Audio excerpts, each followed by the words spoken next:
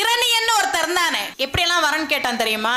பகல்ல சாக கூடாது, இரவுல சாக கூடாது, வீட்டுக்குள்ள சாக கூடாது, வீட்டுக்கு வெளியில சாக கூடாது, மனுஷனால சாக கூடாது, மிருகங்களால சாக கூடாது, பறவையால சாக கூடாது, வானத்துல சாக கூடாது, பூமியில சாக கூடாது, ஆயுதங்களால சாக கூடாது, நெருப்புல சாக கூடாது, நீர்ல சாக கூடாது, காற்றுல சாக கூடாது. இப்படி எல்லாம் வர வாங்கினான். எதாலெல்லாம் ஒரு மனுஷனுக்கு மரணம் வருமோ அதெல்லாம் போட்டு இதன் மூலமாக எனக்கு மரணம் வரக்கூடாதுன்னு கேட்பான். ஆனா எதெல்லாம் அவன் கேட்டானோ அதை வச்சுதான் நரசிம்மர் அவனை முடித்தார். வானத்திலையும் சாக கூடாது, பூமியிலையும் சாக கூடாது, மடியில வச்சு கொன்னார். வீட்டுக்கு உள்ளேயும் சாக கூடாது, வெளியிலையும் சாக கூடாது, வாசப்படியில வச்சு கொன்னார். பகல்லையும் சாக கூடாது, இரவுலையும் சாக கூடாது, சாயந்தர பிரதோஷ நேரத்துல வச்சு கொன்னார். மனுஷனாலையும் சாக கூடாது, மிருகத்தாலையும் சாக கூடாது, பாதி மனுஷன் பாதி மிருகம் நரசிம்மமா வந்தார். எந்த ஆயுதத்தாலையும் சாக கூடாது, தன்னுடைய நகத்தாலேயே வதம்